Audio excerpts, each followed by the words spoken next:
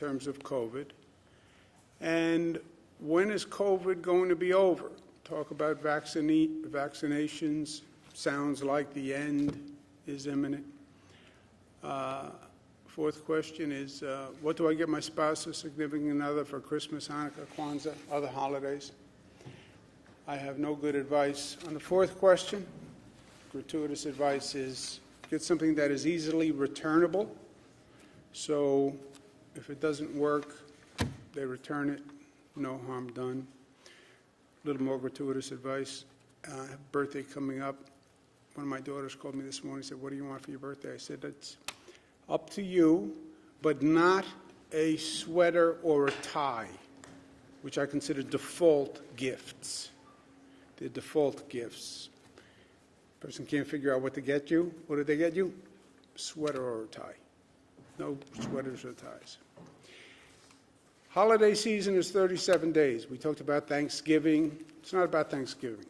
Thanksgiving is the commencement of a holiday season. And it goes from Thanksgiving to post-Thanksgiving to Black Friday to commencement of holiday parties, to commencement of holiday travel, to commencement of holiday celebrations. That is 37 days up to New Year's Day. And I see that as one period of time that is a period of increased social activity. Increased social activity will increase the infection rate. My opinion, personal opinion, is that you're going to see the increase continue all through the holidays. You'll see it continue through January 2nd, and then the lag for the testing hospitalization, which takes you to about mid-January. Question is, how fast do the cases increase? Nobody can tell you because it depends on what people do. It is up to us. There is no predetermined fate. It is a pure function of what New Yorkers do. It's a pure function of social action. What can government do during this period? We can warn people, we can educate people, we can enforce restrictions, we can do testing and tracing. What is the biggest fear? The biggest fear is overwhelming the hospitals, period. That's where we are, and that is a serious, serious concern. We announced a 5-point plan the other day. I'm sure you all recorded it to memory. But for those of you who were out sick, first was managing the hospital system, manage the load of the hospital system. We know the capacity of hospitals, 54,000 statewide. We know it by region. Manage that load. Increase and balance the testing. There's a lot of demands on testing. You have to test nursing homes. You have to test essential workers. You have to test business professionals who have licenses, who have to be tested as part of their work. You want to be fair in balancing that testing. Keep schools open, K-8. Positivity rate in schools is amazingly low and shows that the schools are much safer environments than the surrounding communities, both for the teachers and for the students. Small gatherings are now the #1 cause for spread, and that's new and that is different, and the public has to understand that. Fifth, get ready for the vaccine distribution. We hope for a flattening of the increase mid-January. We hope that the increase in social activity is through the holidays. After January 2nd, people settle down, the social activity slows down, the travel slows down, and the increase in the rate slows down.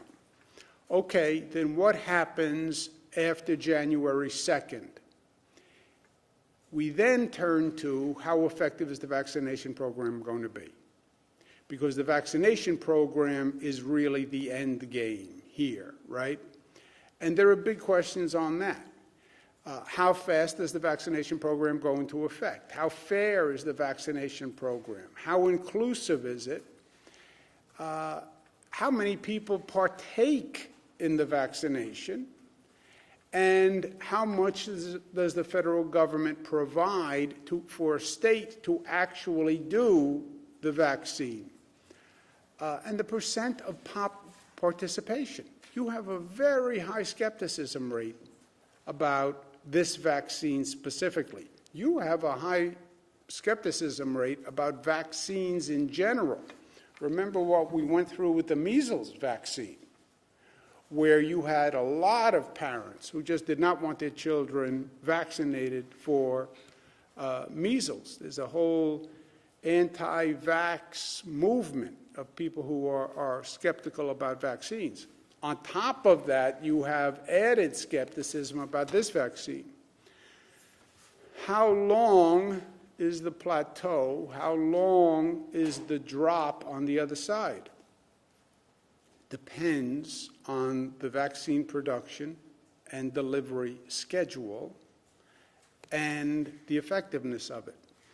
When do you get back to the normal economy? Experts will say you need 75 to 85% of the population vaccinated. That is a tremendously high percentage on every level. Administration of it and acceptance of it. There is a range of when the experts will say you can get to that point. Some say as soon as June. Some say not until September. Again, nobody knows because there are too many variables. It may also vary state to state, depending on how well that state does, and depending on the receptivity of that state's population. On the vaccines, we've spoken to the FDA. Dr. Hahn is the commissioner of the FDA. We have a New York panel. The New York panel will review the FDA's approval. Why? Because we know we have existing skepticism about the vaccine. Our panel did not create the skepticism. The skepticism existed, and that's why we created the review panel. Kaiser poll says 60% of Americans are skeptical about the vaccine approval process. Kaiser is not a political organization. Pew poll says about 50% of Americans are skeptical about the vaccine. That is very, very troubling. Because if people think the vaccine approval process was politicized, they're going to be less likely to take the vaccine. You saw the numbers we need to participate. You need 75, 80%. If you start with a public where 50% are skeptical about the vaccine, that's a major problem.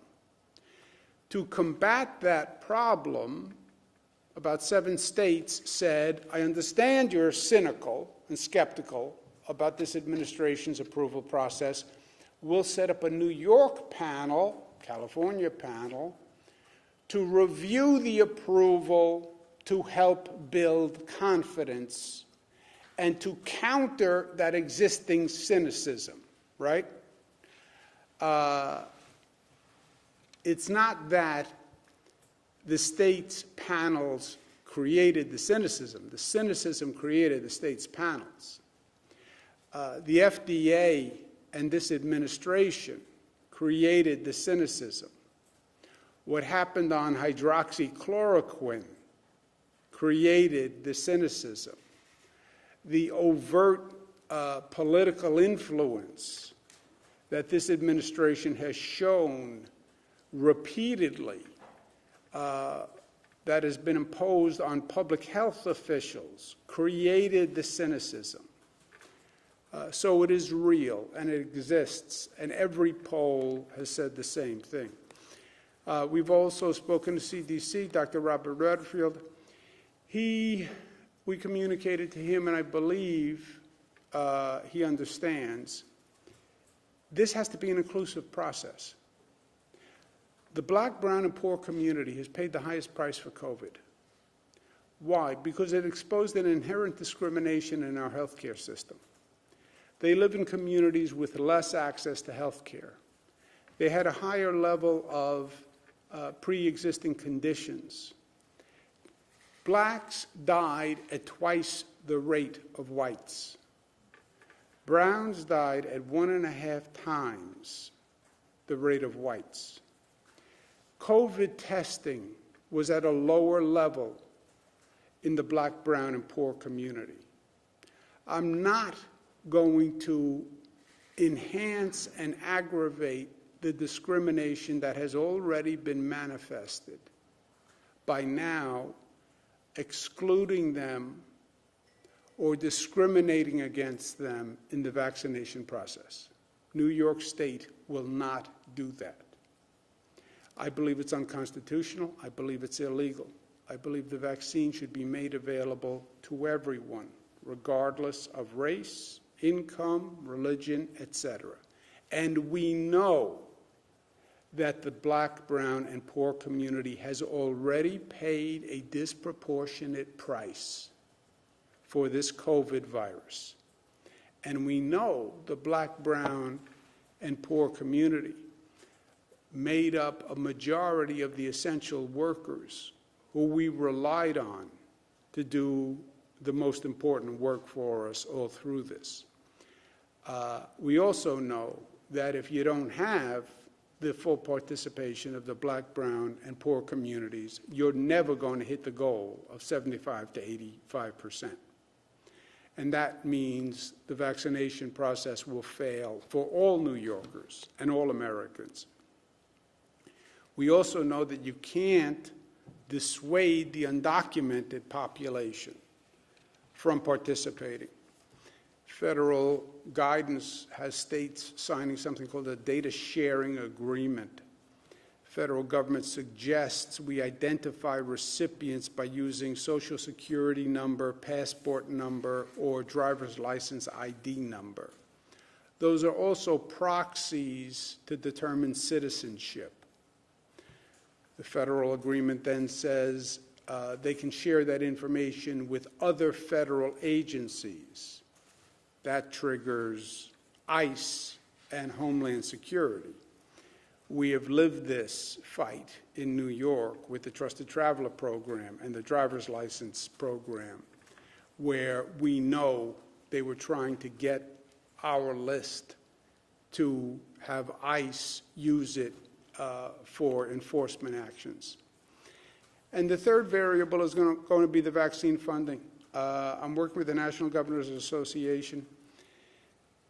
The federal government is not providing any funding to speak of for the states to do the vaccinations. Who's supposed to pay for this? How am I supposed to do the distribution? We have a deficit from COVID. You have local governments who are starving and may lay off essential workers. Those are the essential workers you need to do the vaccine program. This vaccine administration could cost the state $1 billion. The federal government has not provided funding to states anywhere near the amount. I've also been speaking to congressional leaders across the board, Senate leaders across the board. If they do a package, there has to be funding to administer the vaccines. It's not enough to say, we'll deliver them to your state. That's very nice. FedEx can deliver them to the state. How do we then distribute it? How do we do the outreach? How do we do the public education? How do we convince 85% of the people to take the vaccine? How do we get into public housing? How do we get into black and brown communities? Who's going to do this and who's going to pay for it?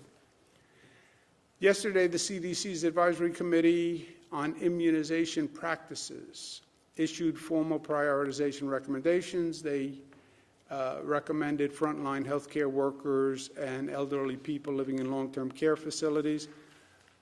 That recommendation coincides with the priorities that we had established already. So the CDC's recommendation reinforces the priorities we established. The first vaccine delivery to New York will be 170,000. The federal government distributes the vaccine by percentage of population of that state. So state's population divided by available dosages is what the state gets.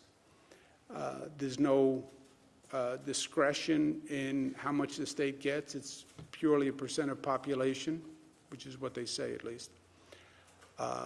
We expect, if all safety and efficacy approvals are granted, those doses will arrive on December 15th. By the end of December, the administration suggests that there'll be enough to vaccinate 20 million people with 2 dosages, which is 40 million dosages. That means 6% of Americans. Gives you an idea of where we're going to be coming into January. And those 6% will be prioritized as the healthcare workers, seniors in congregate facilities, et cetera. But 6% of Americans having available dosages by the beginning of January, you see how far we have to go.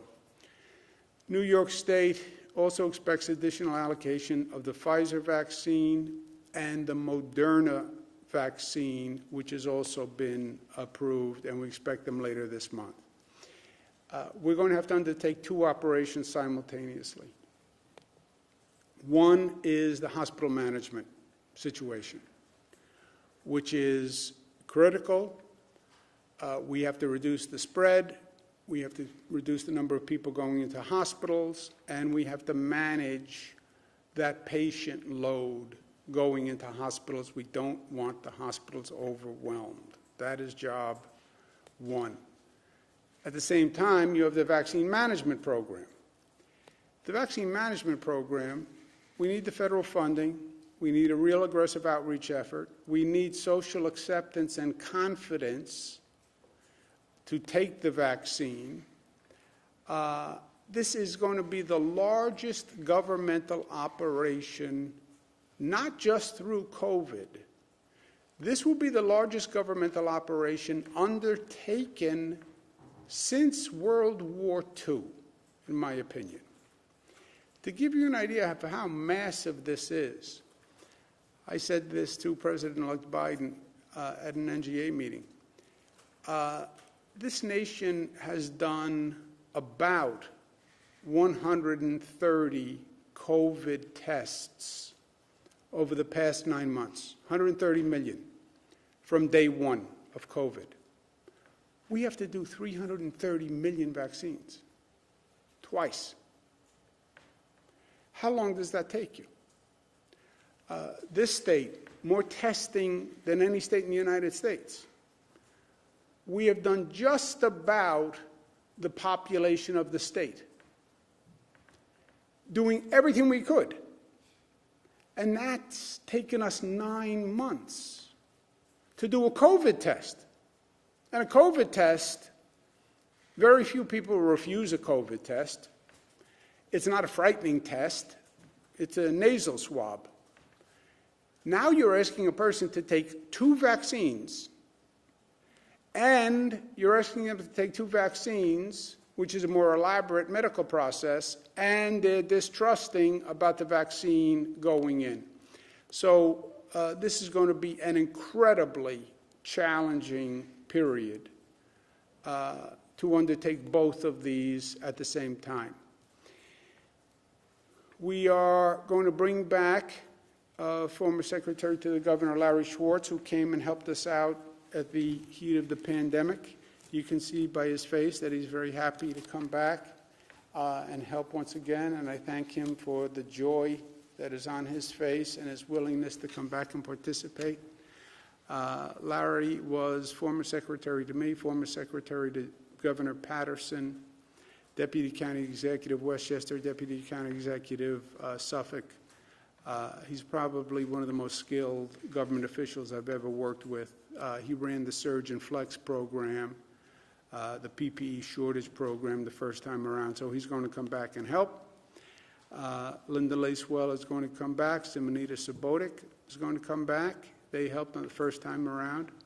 You can see they're also happy to come back. They're also very big with hand gestures, both of them, if you notice, which is a good way to communicate using the hands. I use hand gestures also. But they were very helpful in the first tranche, and I thank them for coming back and helping again.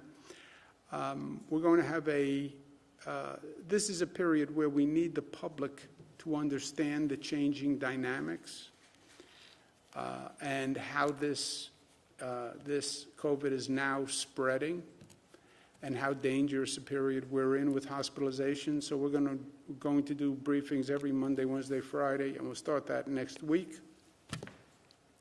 These are the numbers for today. Microcluster zone 5.8, statewide positivity 4.2, overall positivity with the microclusters 4.6. 193,000 tests, 69 New Yorkers passed away. They're in our thoughts and prayers. 3,900 hospitalizations, that's up 150. 742 ICU, 373 intubations. You can see we're looking at this now by region, the regional increase over the last 3 weeks. And you see the same basic curve on every region of the state. First time around, we had a New York City, downstate, Long Island, Westchester problem.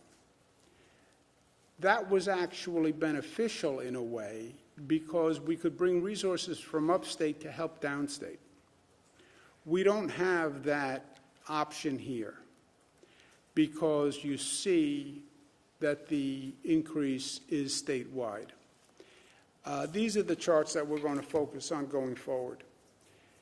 This is the increase in hospitalizations by percentage, okay? Highest increase in hospitalizations, Western New York. Mohawk Valley, then Finger Lakes, then Long Island. Then Central New York, Mid-Hudson, New York City, Capital Region, North Country, Southern Tier.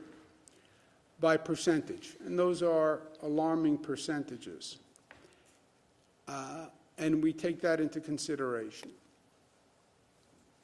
By number of cases, the prioritization shifts for obvious reasons.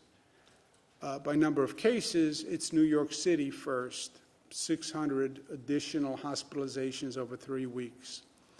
Then Long Island, 366, Western New York, 307. Now, if you adjust for population, you see Long Island City is very high. Long Island is very high. Western New York is very high. Mid-Hudson is very high by population. And it's important to see it both ways because, remember, the hospital capacity is roughly relative to the population of the region. So New York City is up 600, yes, but New York City has many more hospital beds. So you have to look at the percentage increase, and you also have to look at the number of cases. Bad news, we have another mountain. I know how much you like mountains. I've heard many of your comments about the mountains. I may make another mountain to symbolize the mountain, because I know you like it. That's the bad news. We have another mountain to climb. The good news is the goal line is in sight. And the goal line is a vaccine that we administer, that people accept, that could happen as early as June, could happen as late as September, depends on us. Depends on us how many people go into the hospital, depends on us how many people get vaccinated, how quickly. More good news, New York is starting in a much better place than the other states. We are just starting at a much better place. We have a lower percentage of hospitalizations, lower percentage of hospitalization increase, less burden on our hospitals. pro rata, less of a hospital emergency than the other states. Because New Yorkers have been smart. They did the best job in the country, first time around, going from the highest infection rate to the lowest infection rate. And I have no doubt, if we do what we have to do, New Yorkers will handle this surge better than any state in the country. I also think New York State is going to be stronger and better for it. I know that you don't see it now, but this has been a global period of disruption. People say, well, when are we going back to normal? You're not going back to normal. Life doesn't go backwards. Life goes forwards. The question is, who finds the opportunity in this period of disruption? You're going to have new business practices. You're going to have new housing practices. You're going to have different development patterns. There is opportunity for the entrepreneurial economy and entrepreneurial government that seizes those changes. And that's what New York will do, because New Yorkers are tough, smart, united, disciplined, and loving. Questions? Oh, I'm sorry, before we do questions.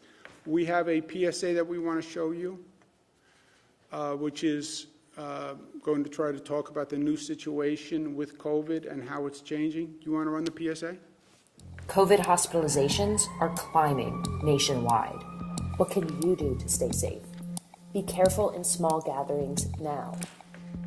It may feel safe because you're with your family and friends, but over 70% of cases can be traced to your households and small gatherings. Be New York tough. Stop living room spread.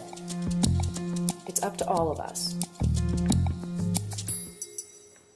Living room spread. Living room spread. That's what we have to explain to people. It's not mass gatherings. It's not what it was. It's literally living room spread, which when you think about it is understandable.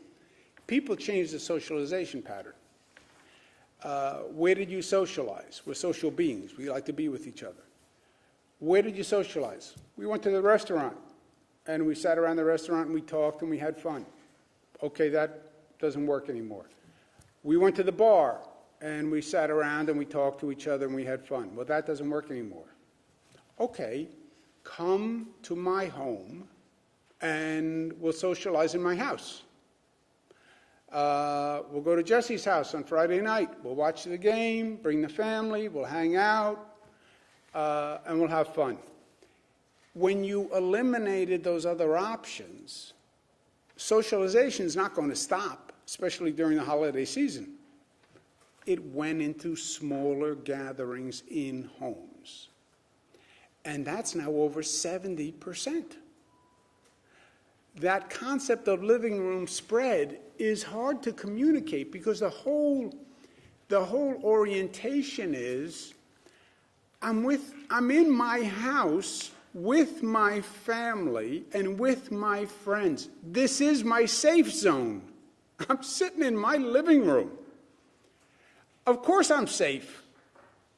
This is my best friend Jesse. He would never get me sick. It's not intentional.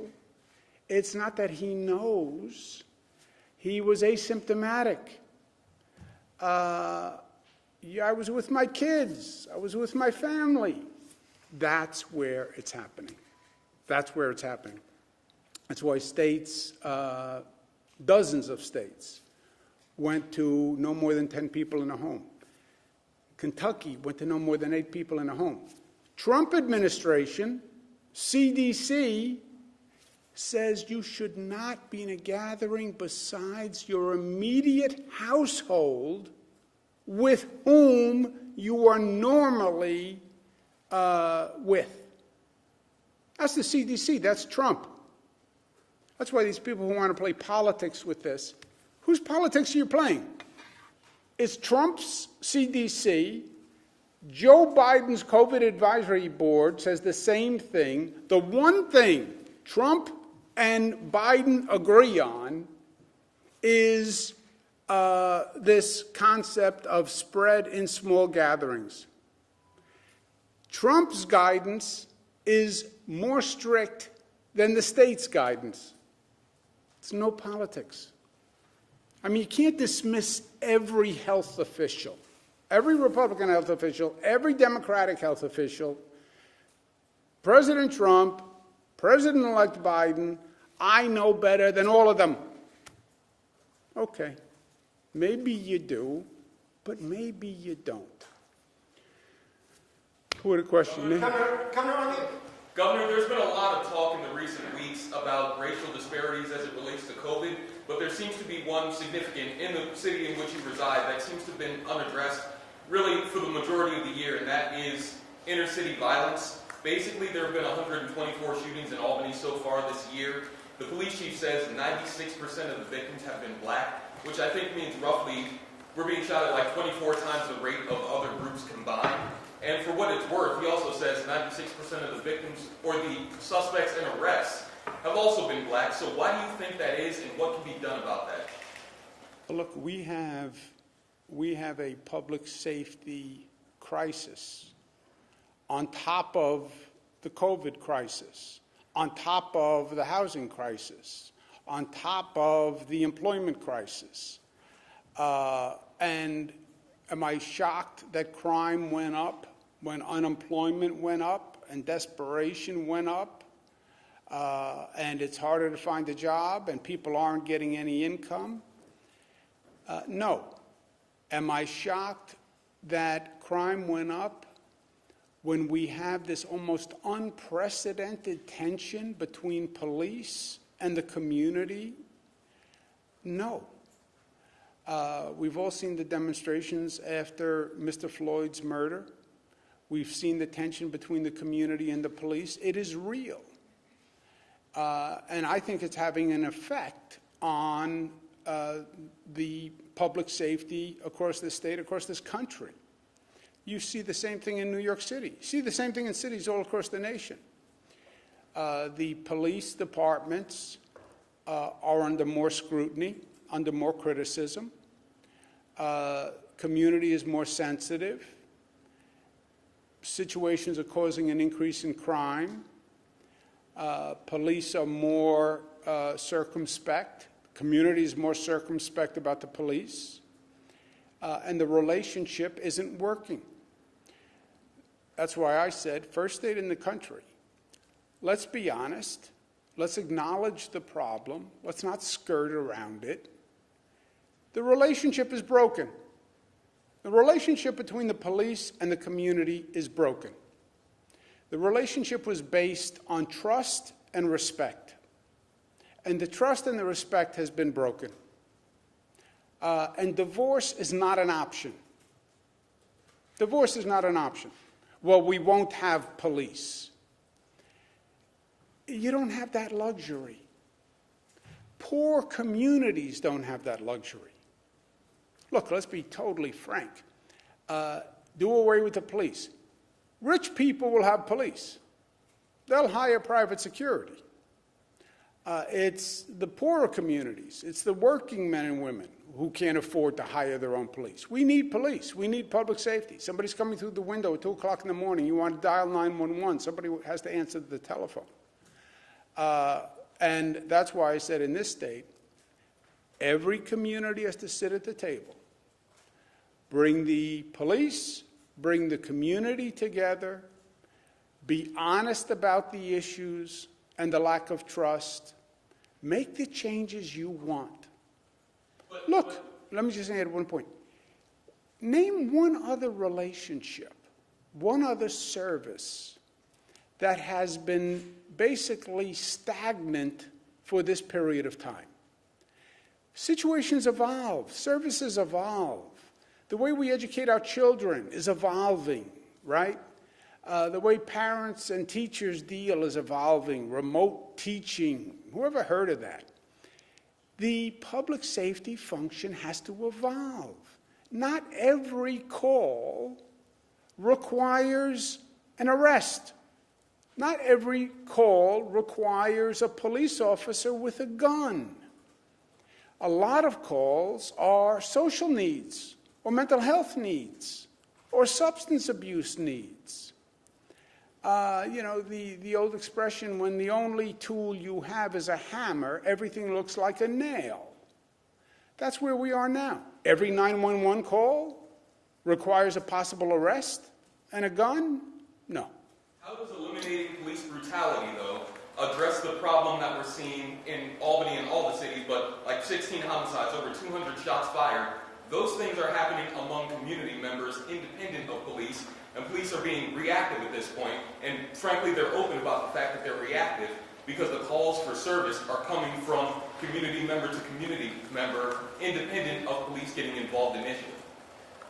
Yeah, but that's always the way, right? There's always an incident in which the police are not involved that generates the need for the police to respond. The question is the response and the relationship and the trust that has been frayed right now. And it has been fraying for years. It ripped after the Floyd murder. Now, you can argue it the other way. Why did it take so long to rip? I mean, the Mr. Floyd murder, we had Eric Garner in New York City, on video, on Staten Island, same basic situation. Why this moment did it rip nationwide? I think it was a combination of all of the stress. I think it was COVID and the economy and young people unhappy and a captive audience. Everybody sitting at home and saw that Mr. Floyd murder on that video. But that's where we are. Be honest and then say we have to fix the relationship because we do need police and we do need public safety. But it's time we come to the table and we reimagine what public safety is. And I don't think every response is a person with a gun. I don't. I think there are a lot of 911 calls that require a different set of skills, a different aptitude, and let's make public safety a more responsive service to the community, and let's air the grievances. What use of force policy do you want? What openness and transparency of records do you want? What is the process that you think a police officer who is accused of doing something wrong, what should the process be that you will trust? That has to be talked through. And that's going to be different in Albany than it is in Buffalo, than it is in New York City. And that's why I said do it community by community. But do it.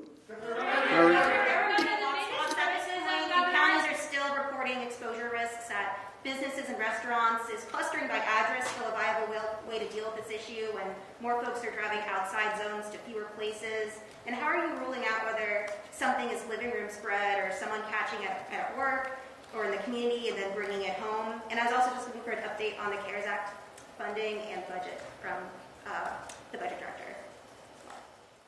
Go ahead. So on the budget, as you know, we had a $14 billion revenue shortfall. We still have a $10 billion budget gap, which we released in the last financial plan update. On spending of the CARES Act funds, the federal government gave us approximately $5.1 billion.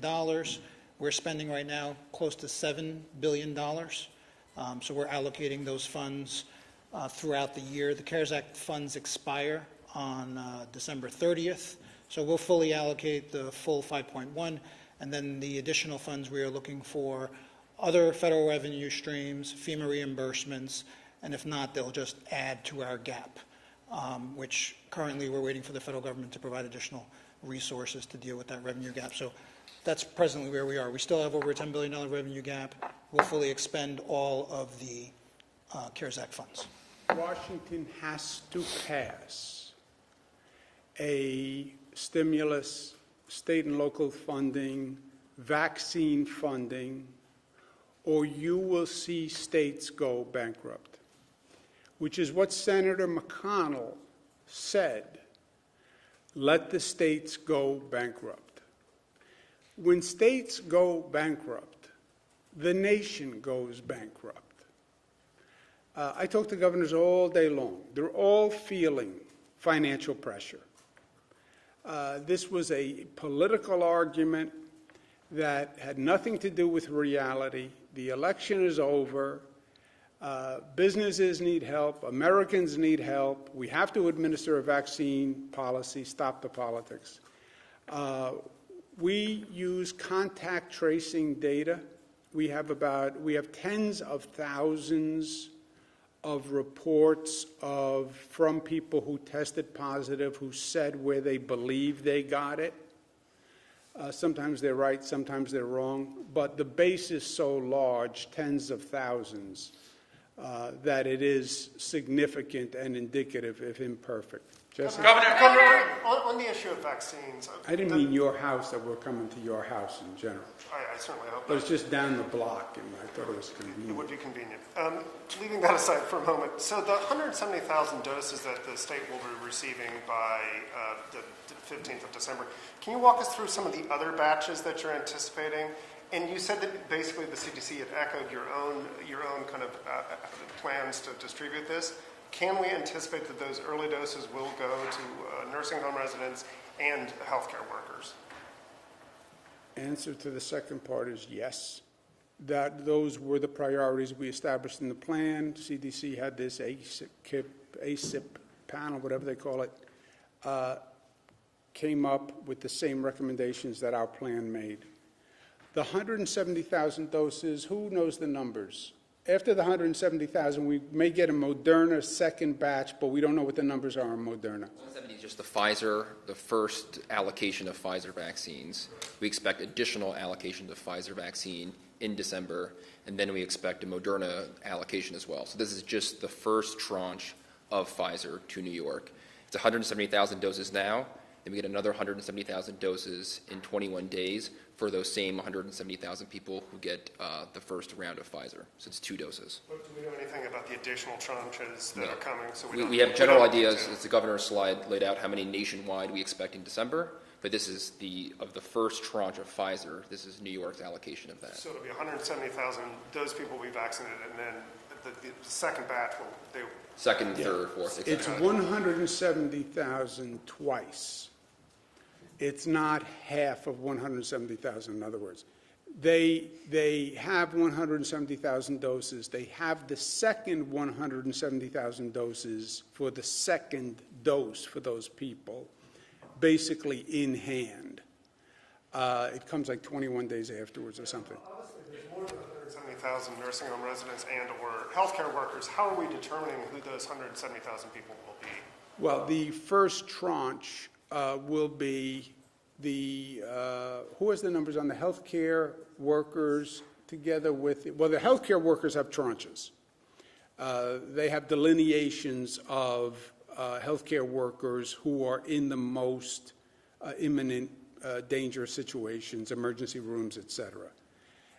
You then have nursing home residents and nursing home staff, right, which is at the top of the first tranche. Nursing home residents, we say, are how many? 85,000. 85, and nursing home 130,000. staff, 130. So you have 80 residents of nursing homes and 130,000 staff. So you're at 210 just to do nursing homes and staff. Right, but obviously that's more than 170,000. Yes, so you won't get to that, you won't complete that in the first 170,000. Now, again, 2 weeks later, we're supposed to get a Moderna tranche. They haven't given us a number yet, but you're right. The 170 doesn't even cover the first tranche, and that's why, Jesse, I put the number, the end of December, by their planned distribution, you're only at 6% of the population nationwide. If you're 6% of this state, you're not going to be out of those first tranches of nursing homes, nursing home workers, healthcare workers. Excuse me, guys. Excuse me 1 second, and just talking over everyone else. Let's hear you. No one's going anywhere. We'll answer the question. On the 70% of of infections coming from indoor gatherings, where are those statistics coming from? Rob, you want to do? The contact tracing data. So we've been able to contact trace the data. We had about 140,000 infections between September and November 20th. The data we've been able to track about 20% of those to a specific source, and that source goes back to households and social gatherings that are not following the rules. Does that change your thinking on bars and restaurants, salons, things like that? Yeah, well, what's happening, that's why we're looking at the data. First, the salons and the gyms have new protocols and fewer attendees, frankly, and fewer people can go to a gym, and the nail salon workers have to be tested. You are seeing a reduction in the cases in nail salons, gyms, net reduction in restaurants, large gatherings, because the social behavior has changed. You know, this is a case of first impression for everyone, but you think back, you could sort of understand what happened. You go to a restaurant, you have to sit there in a mask, you have to sit distanced. You normally go to a restaurant not just for the food, right? You go there to socialize and hang out and spend time. It's not conducive to that anymore. It's not conducive to do that in a bar. Well, then let's just go to somebody's house. And that's what people are doing. And I don't want to be in a large group, so let's be in a small group in the house. 15 people, 20 people, we'll watch a ball game, and it's just us. You know, we all know each other. There's a false sense of security in that, you know. There's a real false sense of security. I feel it with myself. You know, my daughters are coming over. Yay, my daughters are coming over. Yeah, your daughter could infect you. Oh, she would never do that to me. One of them might. She would never do that to me. Yeah, except it's unintentional. And yeah, you can be best friends. It can be your daughter. It can be your spouse. But people have migrated to small gatherings. And that's where the spread is. And Governor, thank you very much. I have two questions on nursing homes. To date, the biggest criticism you faced through this is regarding nursing homes during the pandemic. It's been more than 100 days since the hearings took place with the state legislature, a bipartisan effort to find out the problems in nursing homes. My question to you is, why not reach out to your critics and address nursing homes on a regular basis to get all of the issues that were presented in those hearings addressed to make nursing homes in this state the best in the entire country? And I believe that's exactly what we have done. The criticism, if you remember, I believe was politically motivated. It's when states that had COVID were all Democratic states, and it started by the administration. You don't hear the administration saying it anymore because now COVID has also hit the red states, and frankly, the red states have a worse nursing home problem than the blue states had. You look at what's happening in Florida, you look at all these states now.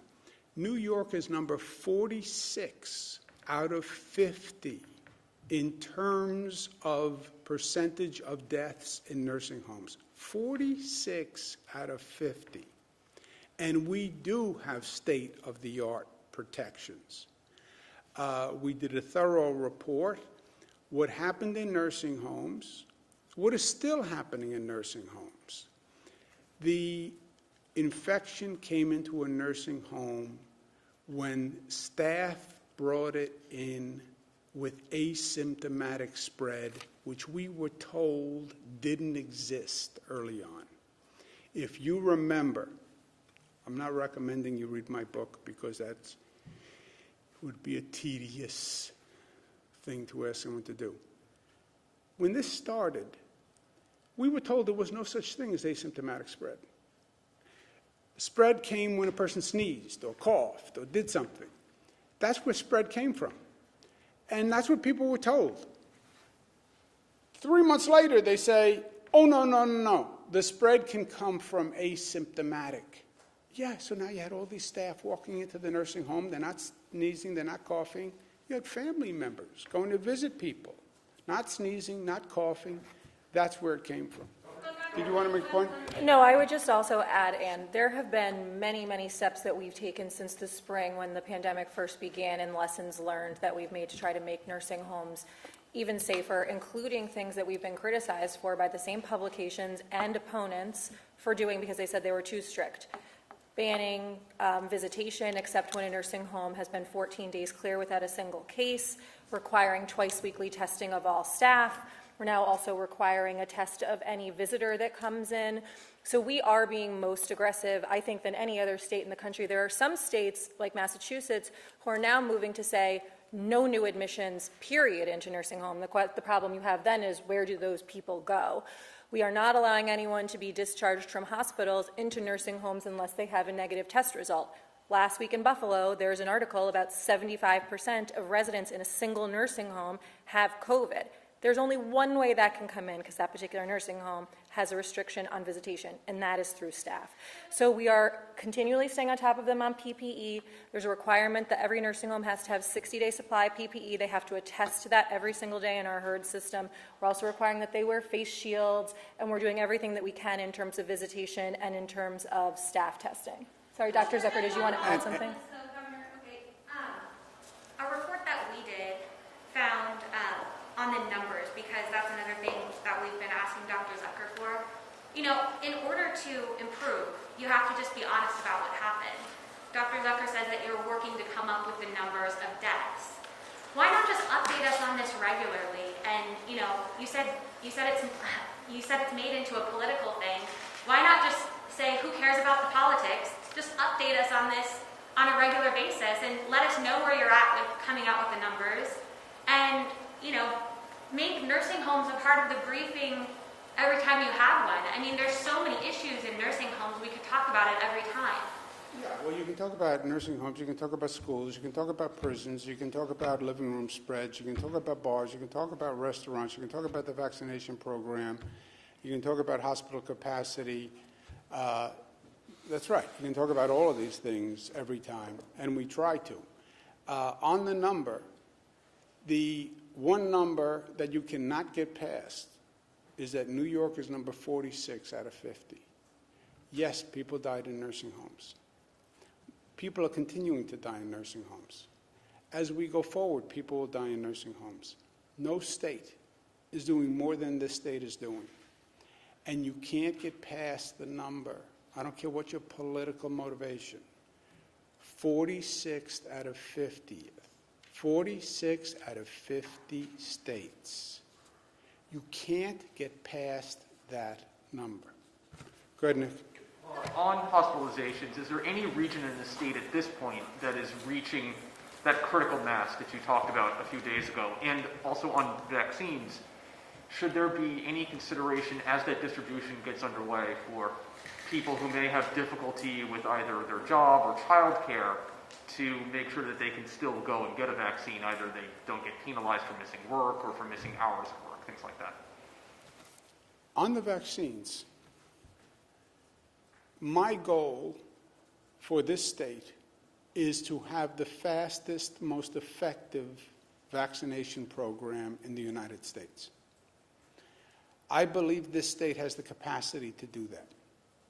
I believe if you look at our apparatus and our ability to mobilize and our ability to work quickly and effectively, I don't think any state can beat us. I think that's what we proved during COVID. I think that's what we prove every day, doing more COVID tests than anyone else. I will do whatever I have to do the vaccines. I will get in a car and drive all around the state doing the vaccines myself. We have to build confidence in a vaccine. I'll be the first person to stand up and take the vaccine. We have, I believe, a top quality team.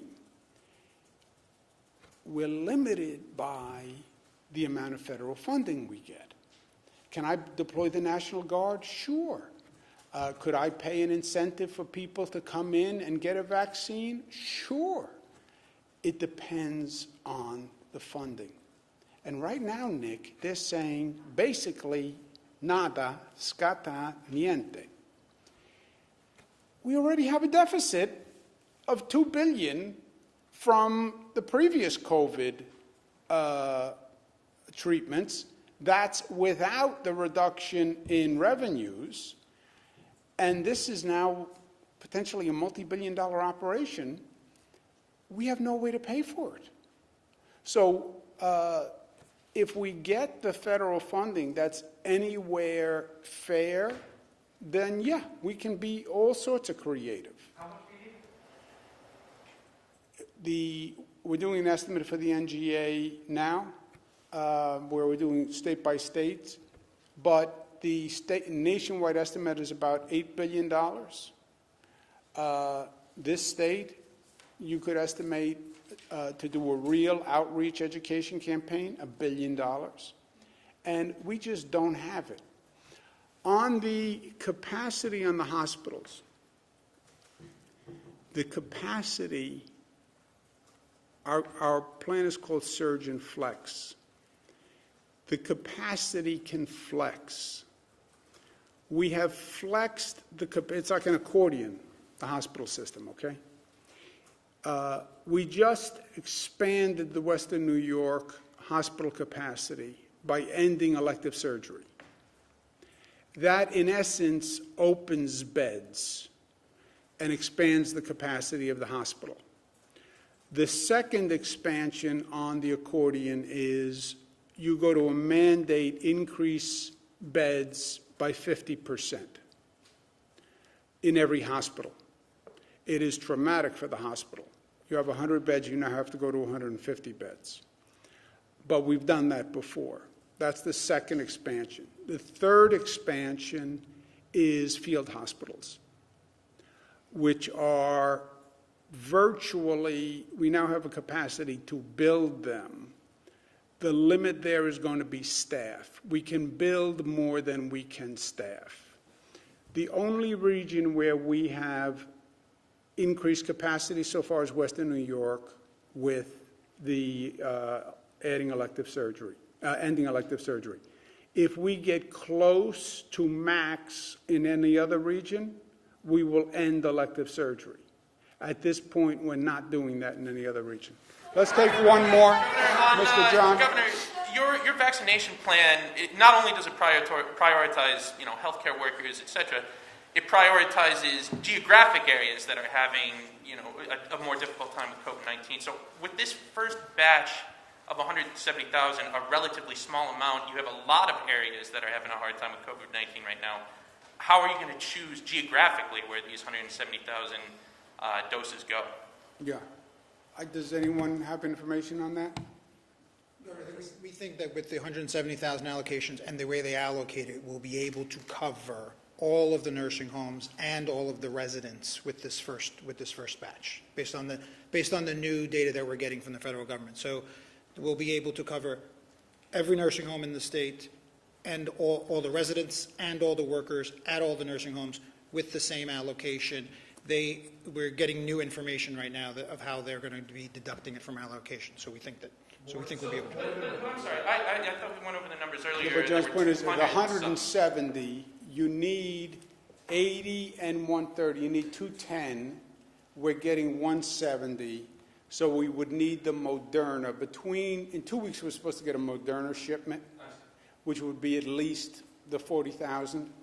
So between the 170 and the Moderna, we would cover the entire nursing home and worker population. So is that only, not hospital workers, not healthcare workers? So the first batch is going to be exclusively nursing homes? Well, you have nursing home and workers that if everybody took one, you'd be at 210.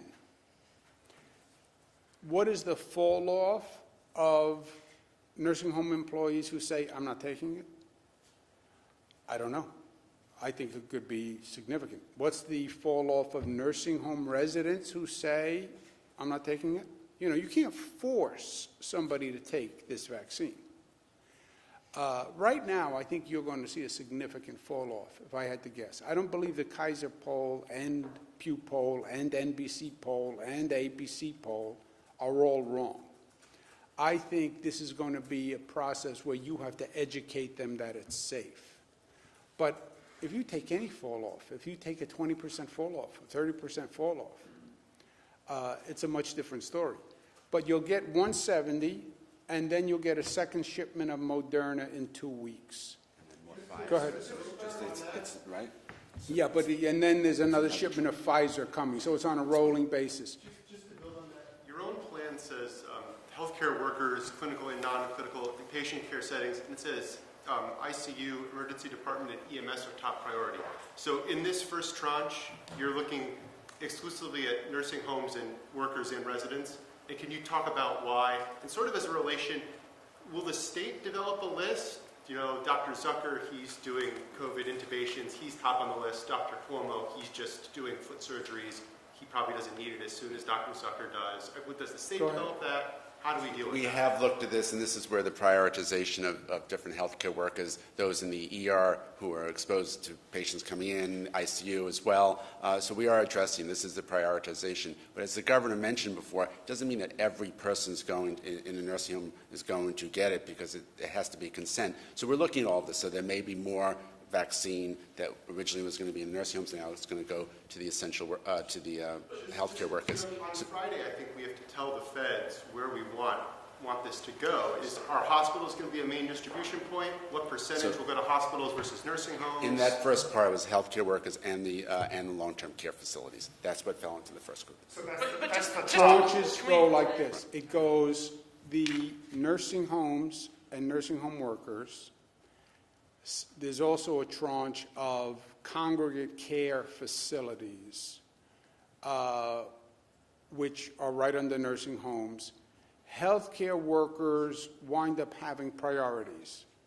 So if you are a emergency ICU worker, emergency room worker, you're at the top of the healthcare queue. Because how many healthcare employees are there? 600,000 healthcare workers. So when do you get to 600,000 healthcare workers? You have to prioritize the healthcare workers. And it's going to start with emergency room, ICU, people working with COVID people. But those workers coming after the nursing home staff and residents. After the nursing home staff, because the seniors, what CDC says, what we said is seniors, long-term congregate facilities, and then healthcare workers within that 600 prioritized by exposure to COVID. Is that right? That's right.